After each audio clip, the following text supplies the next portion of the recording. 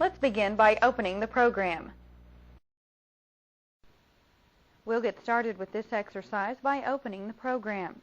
We'll begin by clicking the Start button, then selecting the program's flyout. From the list of programs, highlight Microsoft Visual Basic 6.0 and see the flyout menu appear.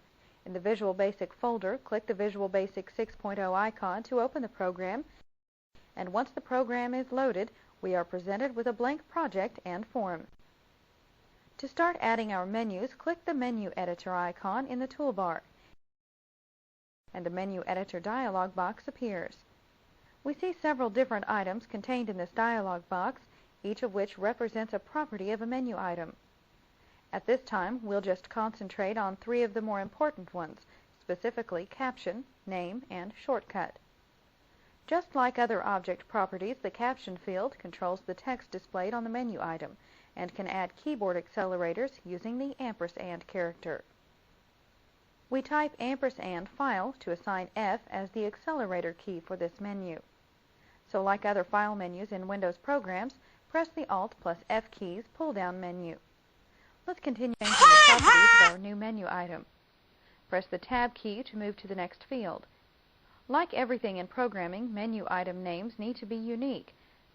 To distinguish this menu item from the others we'll be adding, we'll give it the name mnu_file. Now that we have our main file menu, it's time to fill it with menu items. Click the Next button to move us to a new menu item entry, and for its caption, we type Picture & on. We press Tab to move to the Name field. Here we type mnu CMD_picked on. The CMD we added to the prefix for this menu item is used to indicate that it is a command.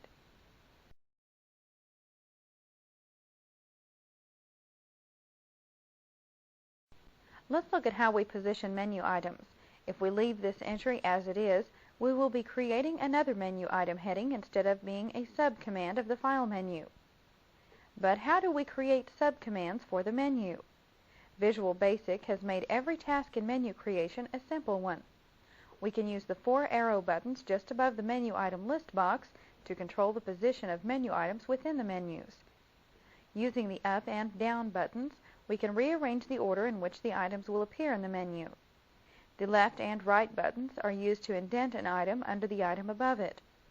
But what does indenting have to do with main menus and the commands they contain? The answer is everything. Indented items are submenus or menu commands that are displayed under a menu.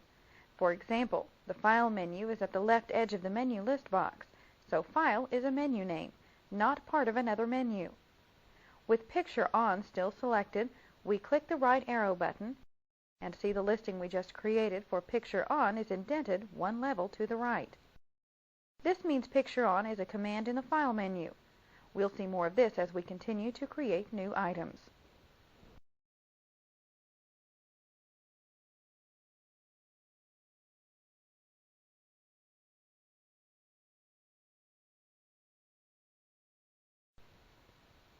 Let's continue adding items to the File menu. We start by clicking the Next button to add another blank item. In the Caption field, we type Picture O &FF. Press Tab to move to the Name field and type mnu CMD_pick off. And notice the Menu Items list box shows our new item indented. Once indented, we will continue adding items to this menu until we either move further down the menu structure to the right or to the left to add another menu. Click the Next button to move on. In the Caption field, we type E&XIT.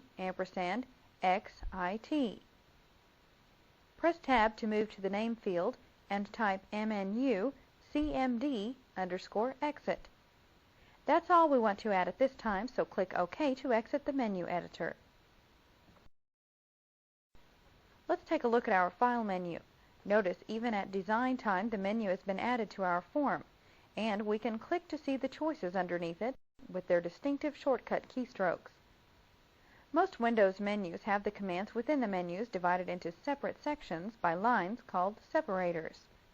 In our menu, the exit command has nothing to do with our picture on and off commands, so we want to separate it from the rest of our commands with a separator line. Click the menu editor icon in the toolbar and see the menu editor dialog box appear. Click the exit entry for our file menu and then click the Insert button to insert a new blank item above the Exit menu item. Next, we'll click in the Caption field and type a single hyphen.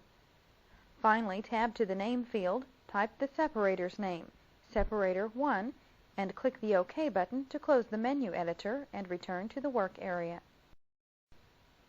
We click our menu and see that the separator line has indeed been added above the Exit command.